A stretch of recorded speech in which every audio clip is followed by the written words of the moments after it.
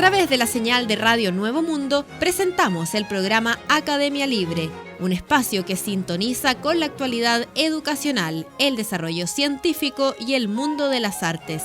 Aquí la Universidad Pública pone sus micrófonos al aire. Con ustedes, David Evia.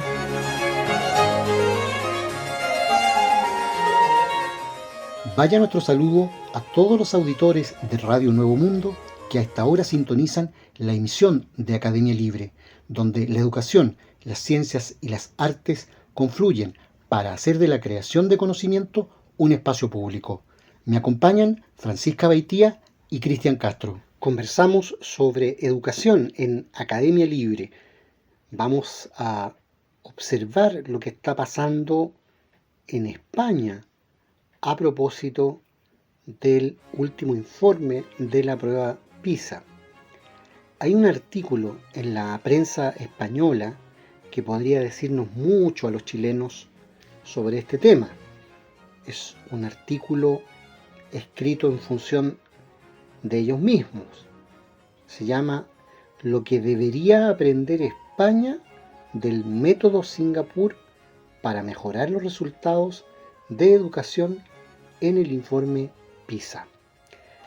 Hace unos días conocimos los resultados del informe PISA correspondiente al año 2022, que arrojó unas conclusiones un tanto desalentadoras en el ámbito de la educación.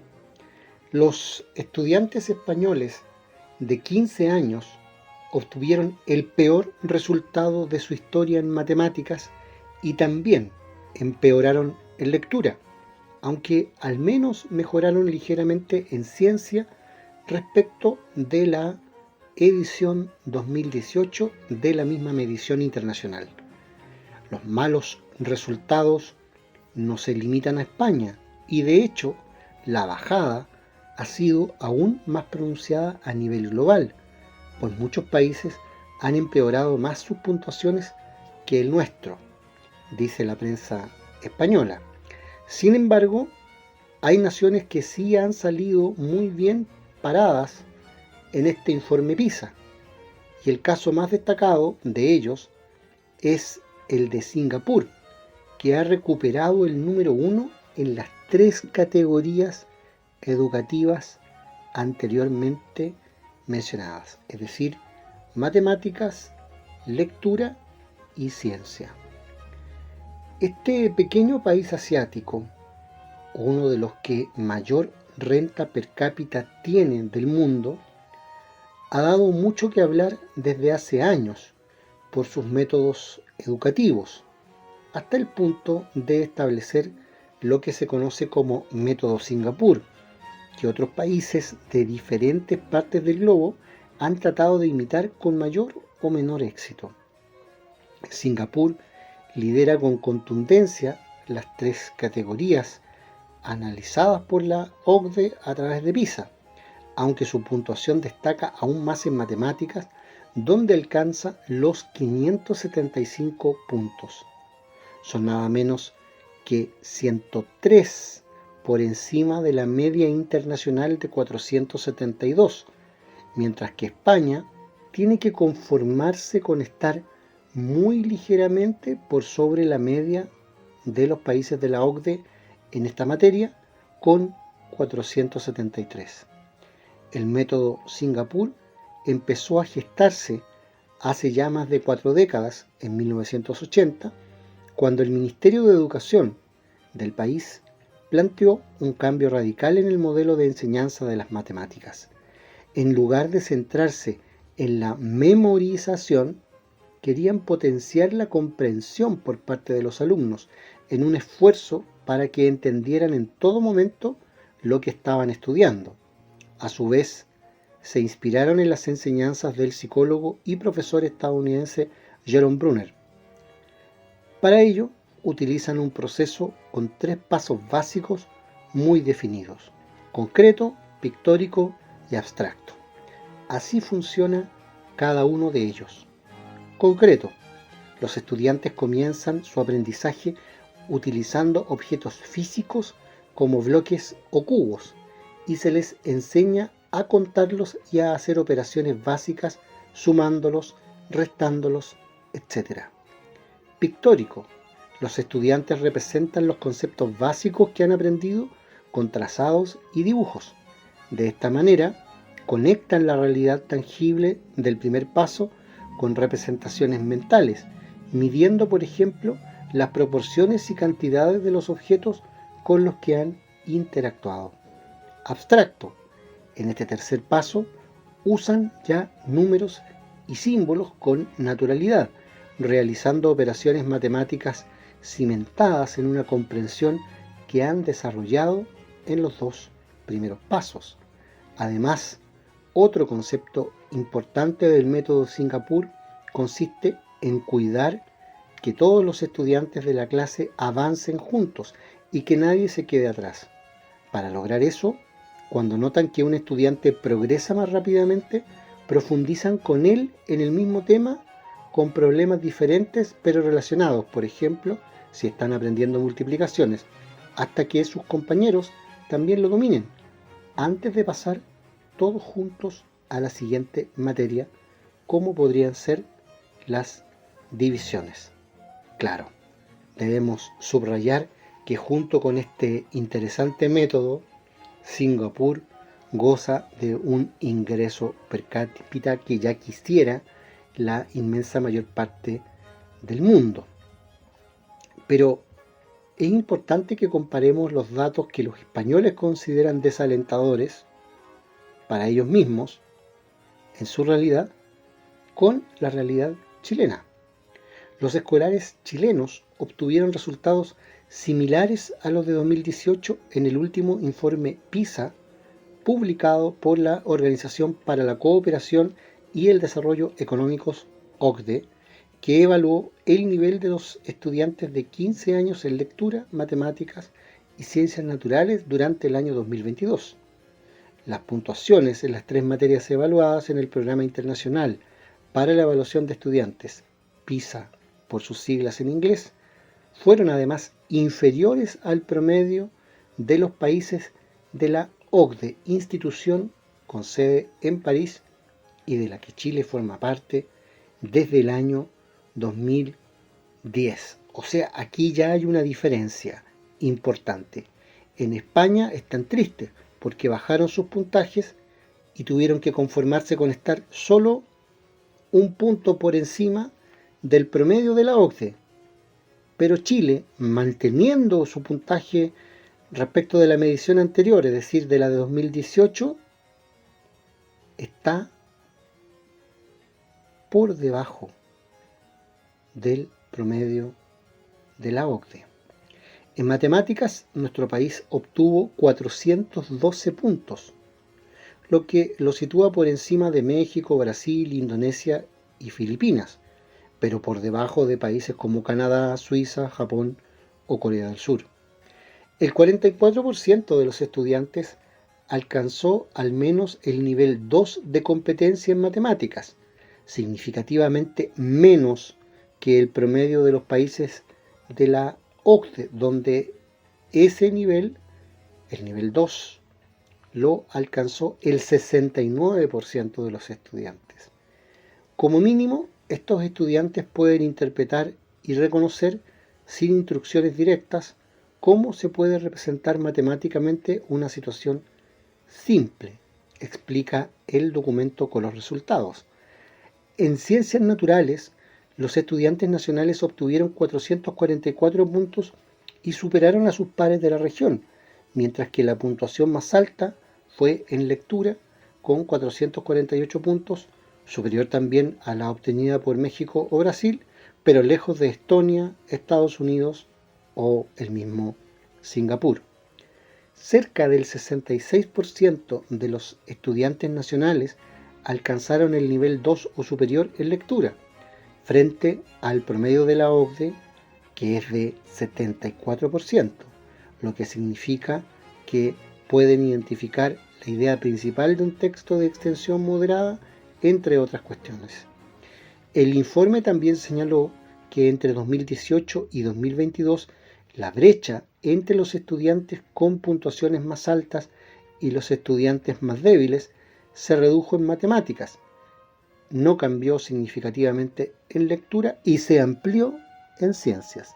Es decir, ahí se encienden las luces rojas. Es preocupante porque ya la brecha era amplia, y si se está diciendo que no cambió significativamente en lectura y que además se amplió en ciencias, es para que las autoridades tomen nota y hagan algo.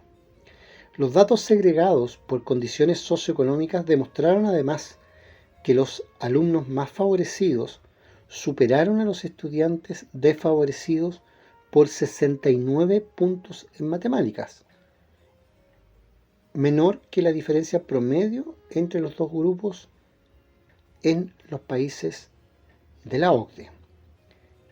En cuanto al género, los niños chilenos superaron a las niñas en matemáticas por 16 puntos, mientras que ellas consiguieron mejores calificaciones en lectura, que es una tendencia marcada tanto en Chile como en el mundo en ese último aspecto.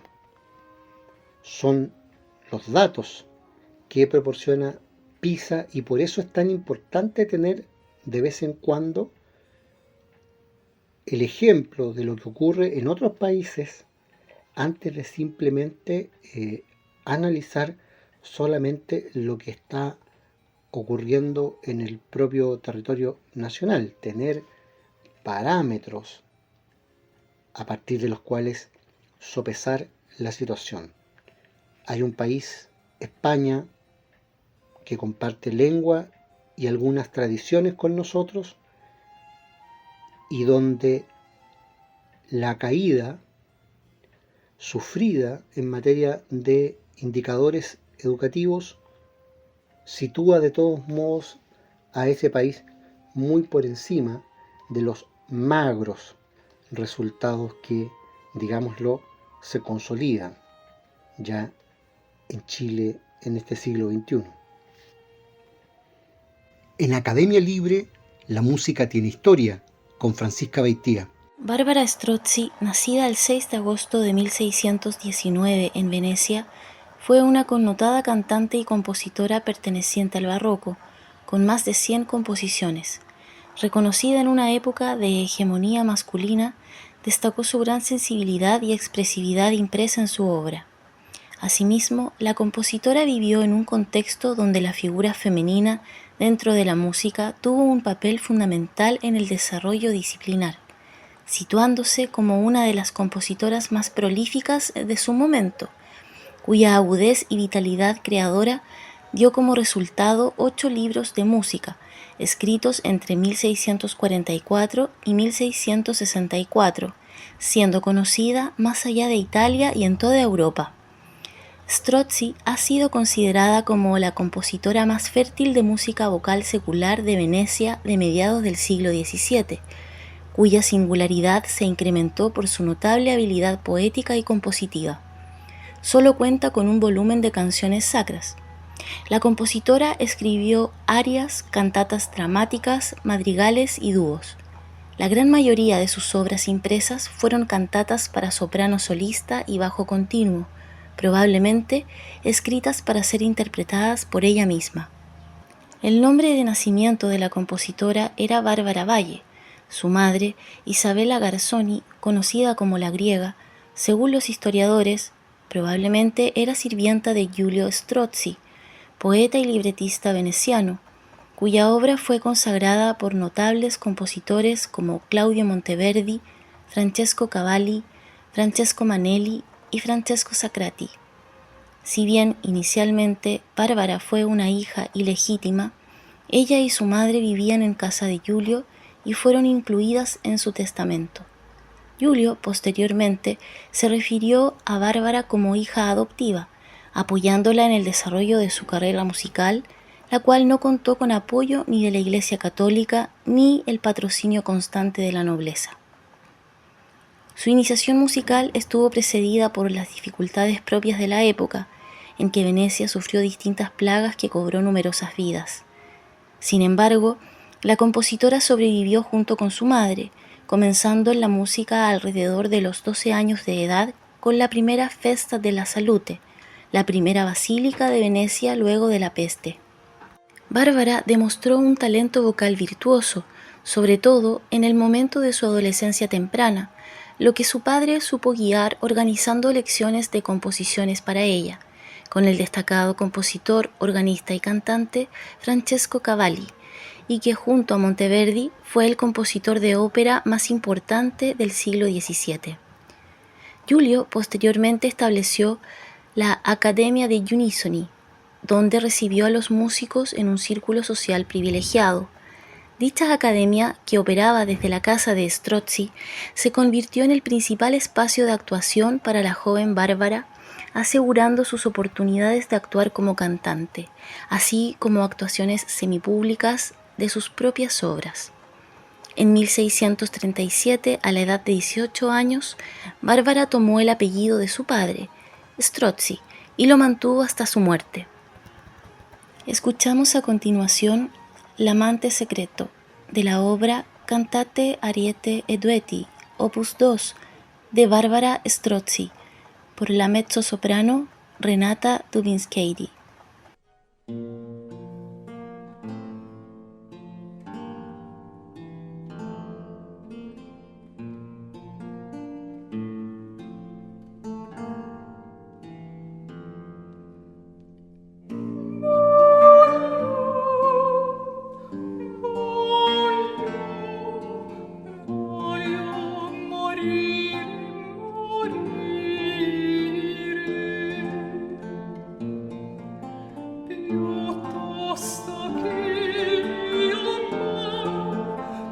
Quando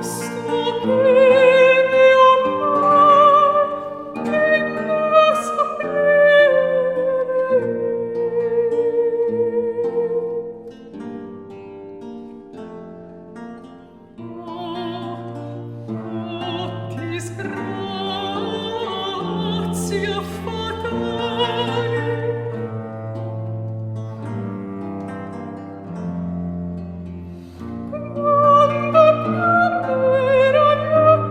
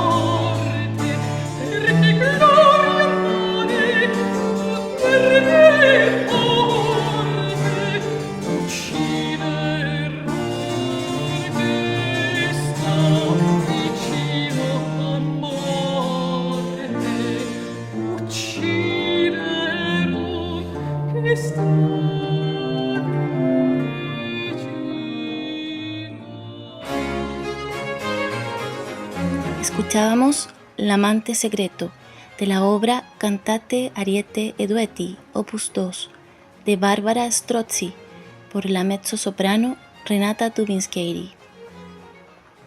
Hablamos a esta hora en Academia Libre sobre actualidad en ciencia e investigación. Lo hacemos con Cristian Castro, quien nos proporciona cada semana las novedades en este plano.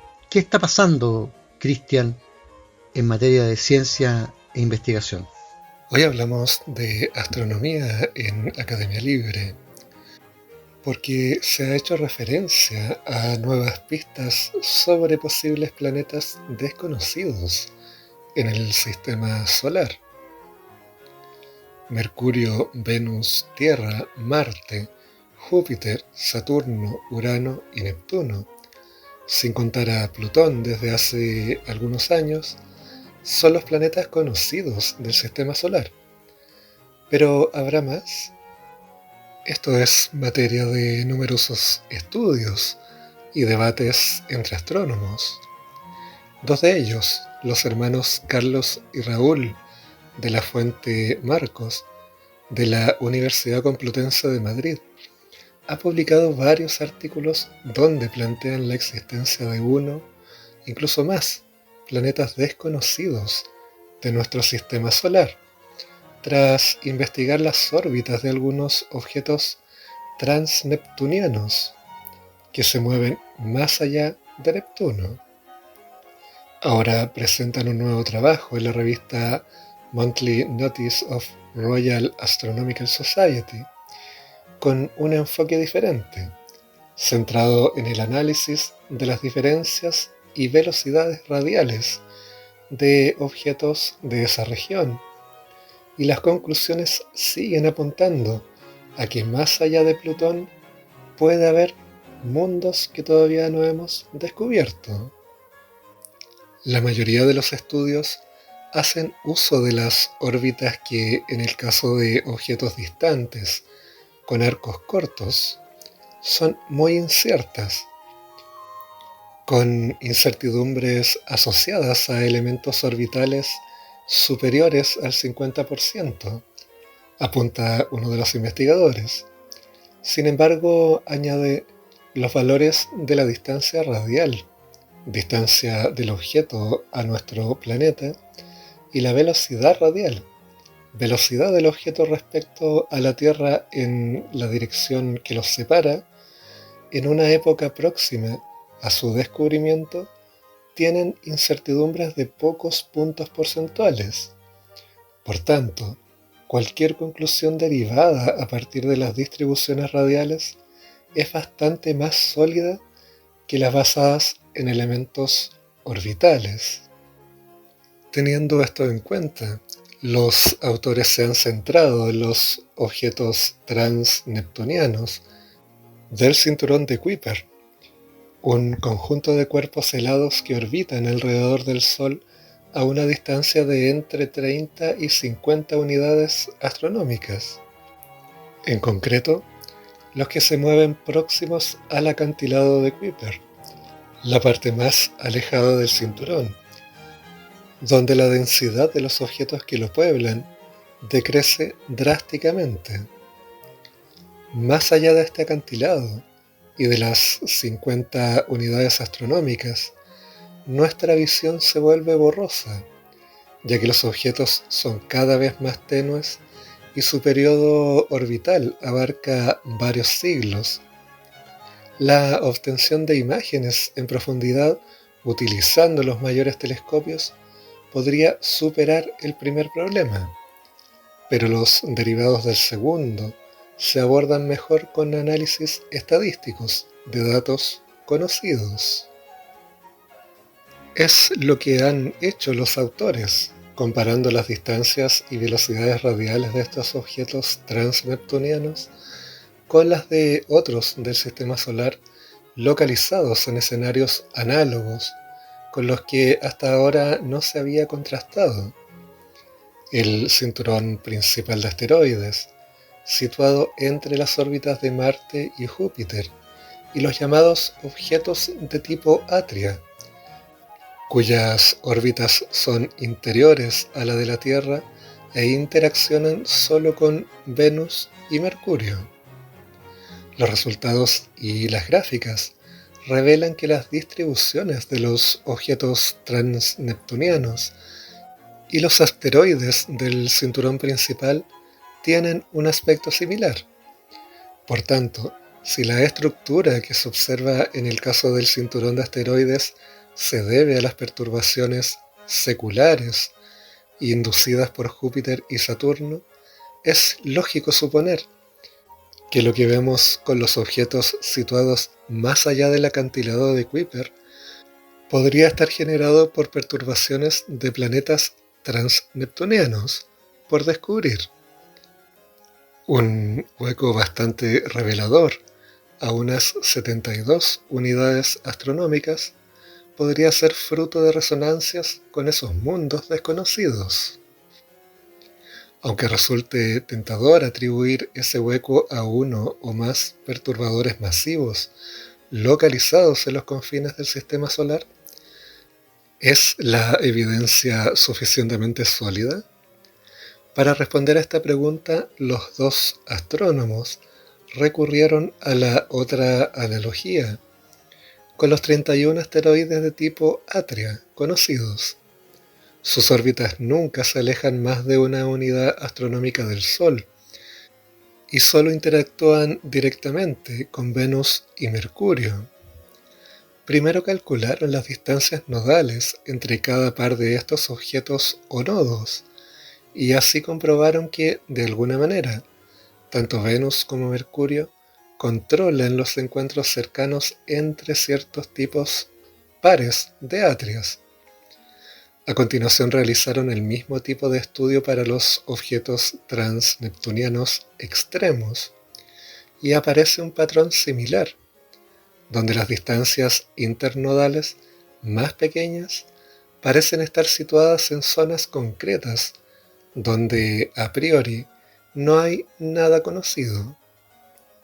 Según los autores, si las distribuciones de ciertas distancias nodales tienen un origen similar, entonces podemos argumentar que probablemente existe un perturbador a unas 140 unidades astronómicas del Sol y otro más distante, a unas 300 unidades astronómicas.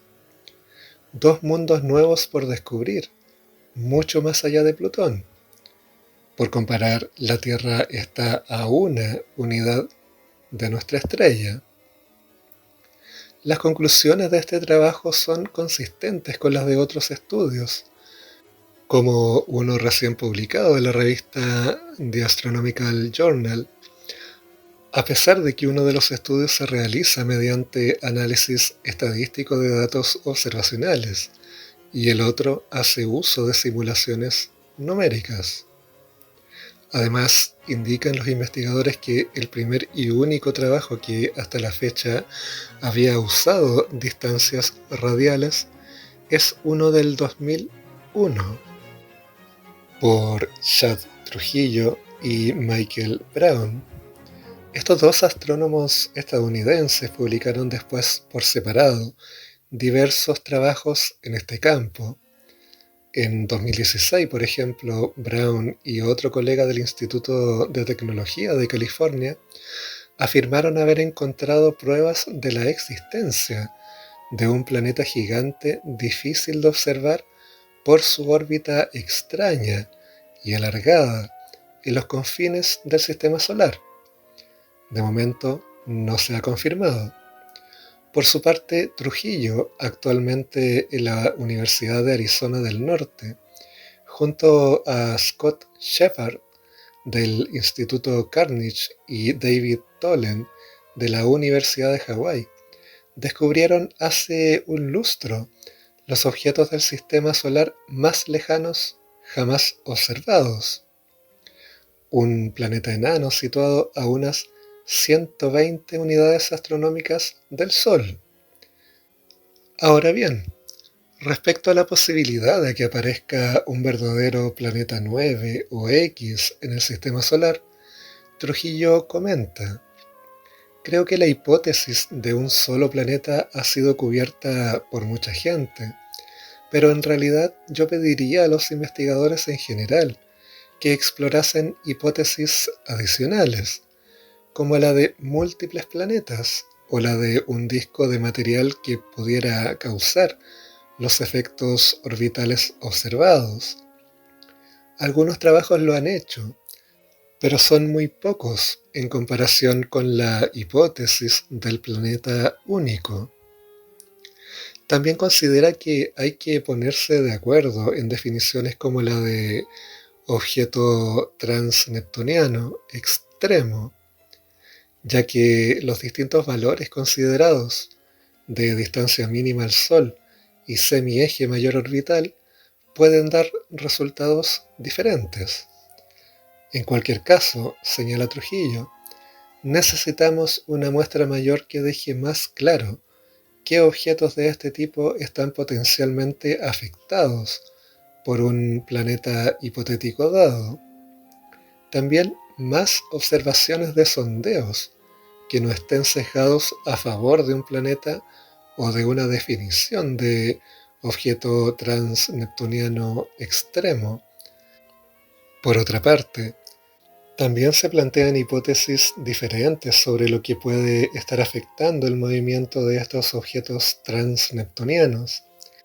Hace unos meses, otros dos astrónomos estadounidenses publicaron un artículo donde señalan que la llamada dinámica newtoniana modificada, capaz de explicar la rotación de galaxias sin invocar la materia oscura, también puede explicar las anomalías orbitales observadas en los cuerpos del cinturón de Kuiper sin necesidad de recurrir a un noveno planeta.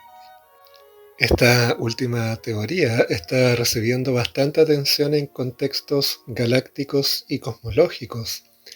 Sin embargo, es bastante discutible que puedan aportar algo para el sistema solar, donde la mecánica y las correcciones relativistas para objetos cercanos al Sol siempre han resultado suficientes para realizar predicciones satisfactorias. La última y sorprendente propuesta en todas estas investigaciones la ha publicado hace pocos días el astrofísico Amir Siraj de la Universidad de Princeton, donde plantean no solo que pueda haber planetas más allá de Plutón, sino que además podrían proceder de otra estrella, es decir, exoplanetas dentro del propio sistema solar. El análisis teórico de Siraj no se basa en objetos transneptunianos, sino en cálculos relacionados con planetas flotantes o vagabundos. Nuestro Sol, en sus inicios, pudo haber capturado algunos de ellos, con una masa similar a la de Marte, que ahora se estaría moviendo a distancias de hasta más de 1000 unidades astronómicas. Los grandes telescopios que están actualmente en construcción podrían resolver el misterio en los próximos años. Mientras tanto, el debate sigue abierto y la búsqueda de nuevos mundos en nuestro sistema solar continúa. Muchas gracias, Cristian, por ese reporte que nos deja al día en ciencia e investigación. Vamos a la música con Francisca Beitía. Barbara Strozzi obtuvo gran reputación gracias a la experiencia interpretativa adquirida en la Academia de Unisoni, donde sus dotes vocales se transformaron en maestría vocal, reflejado en sus publicaciones posteriores. Recibió elogios por su virtuosismo, siendo publicado en 1635 y 1636 un par de volúmenes de canciones llamados Rarezas Poéticas. Dedicó obras a distintas personalidades como Fernando III de Habsburgo y Leonor de Mantua, así como a Ana de Medici, a Niccolò Sagredo, a la duquesa de Brunswick y Lunenburg, y también compuso varias canciones para el duque de Mantua de 1665. Su música está adscrita a la tradición de la seconda pratica, cuyo principal exponente fue Claudio Monteverdi. A su vez, la música de Strozzi tenía influencia de Cavalli, heredero de Monteverdi.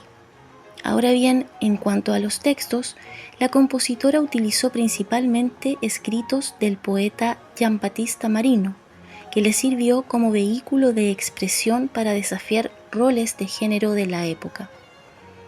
En 1644 dedicó Il primo libro di Madrigali a 2, 3, 4 y 5 voces y bajo continuo, opus 1, a la gran duquesa de Toscana de Venecia, cuyo texto es un poema de su padre, Giulio Strozzi.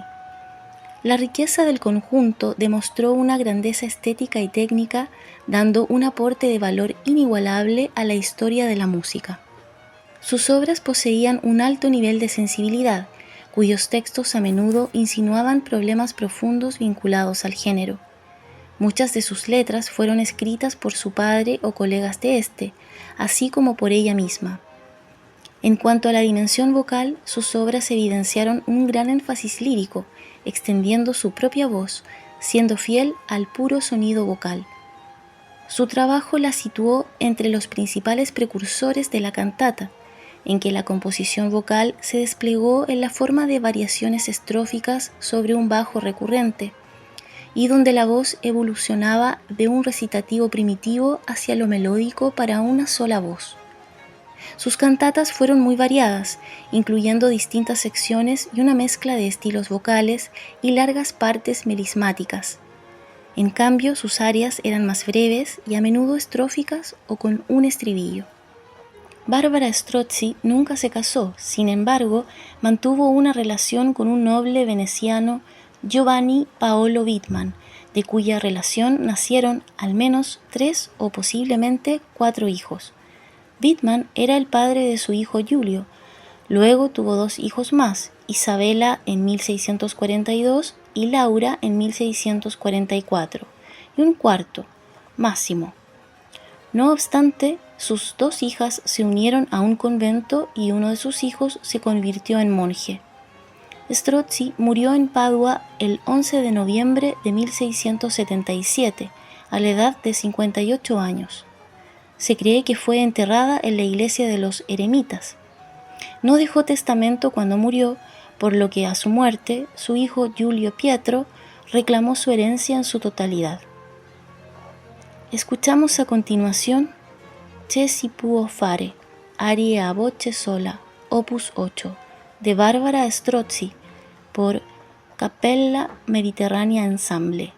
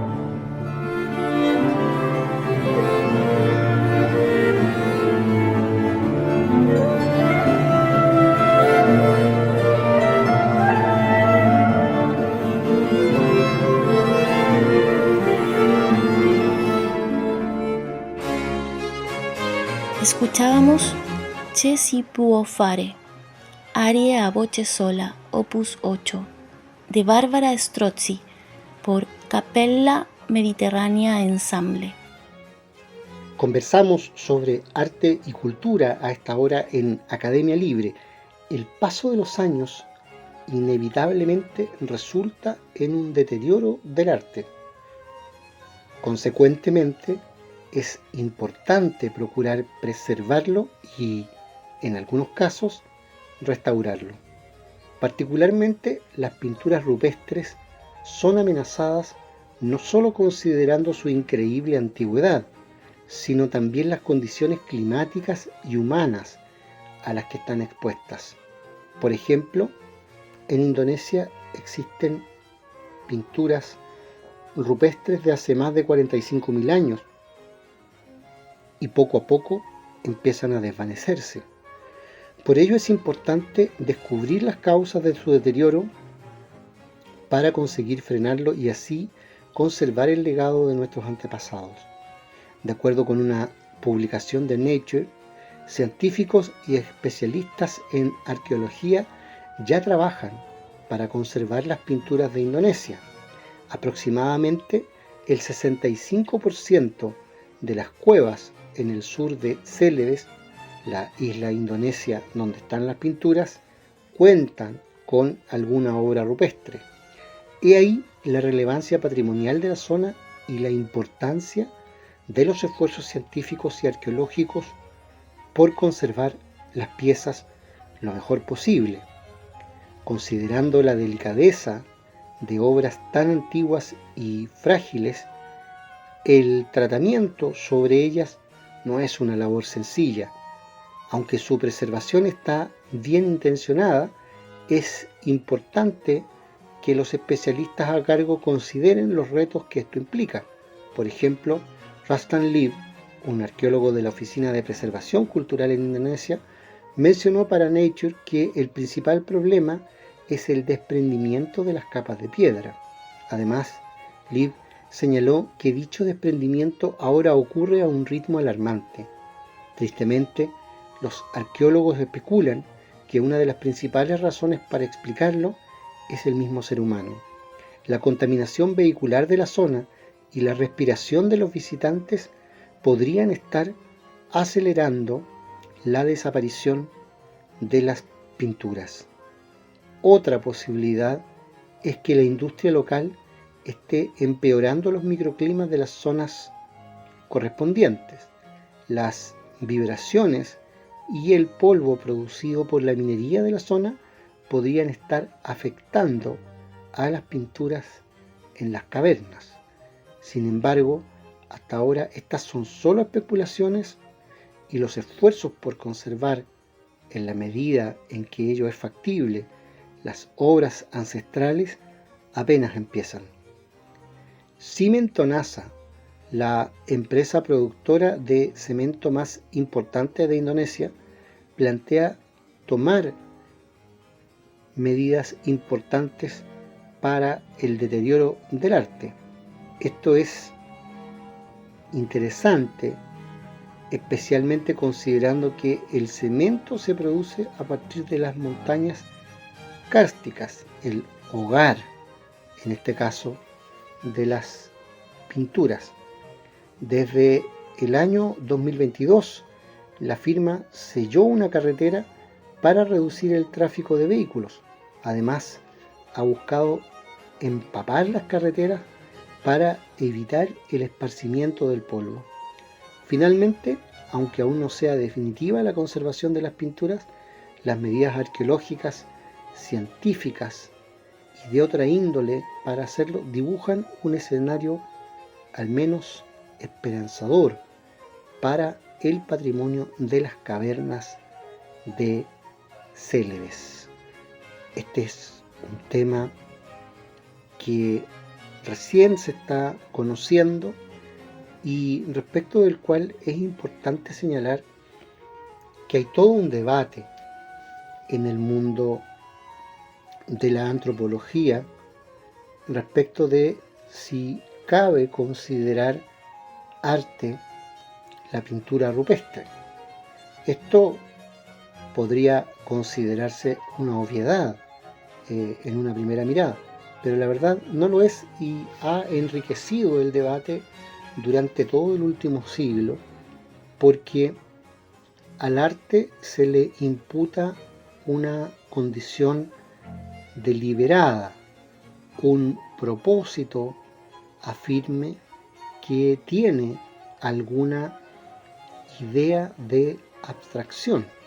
Pero los antropólogos muchas veces han señalado que no existe tal cosa atribuible a la pintura rupestre. No es que, por decirlo así, una pintura rupestre esté retratando algo del instante, sino que muchas veces señalan obedece a cuestiones de carácter ritual. Por ejemplo, hay comunidades donde la pintura rupestre solo tiene lugar antes de salir a cazar. Este debate se ha ampliado mucho más recientemente, toda vez que la atribución de conciencia a los seres humanos empieza a expandir su data, es decir, hace 20 años solía hablarse de una antigüedad de 70.000 años para hablar de la historia del hombre. Ahora esa data se remonta a por lo menos 200.000 años y por lo tanto hay muchas condiciones que pueden estar relacionados con actos de deliberación, actos de abstracción de alto nivel en el horizonte temático al que nos estamos refiriendo. Es una materia importante, hay todo un legado, hay toda una materia prima que indagar y no podremos hacerlo pronto si el sostén de estas piezas pictóricas sigue deteriorándose a la velocidad que lo ha estado haciendo. Hay algunas señales esperanzadoras, hay una naciente toma de conciencia respecto de las medidas que pueden mitigar la velocidad de ese envejecimiento. Vamos a ver entonces qué ocurre en el mediano plazo con esas iniciativas. Concluye aquí en Radio Nuevo Mundo esta emisión de Academia Libre, un programa producido por la Comisión Ejecutiva de la Universidad. En los micrófonos, Francisca Beitía, Cristian Castro y David Evia. Agradecidos de su sintonía, nos reencontraremos con ustedes la próxima semana. Hasta entonces.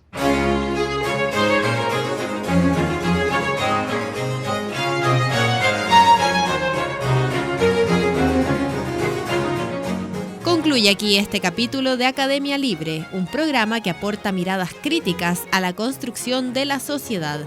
Hasta una próxima oportunidad.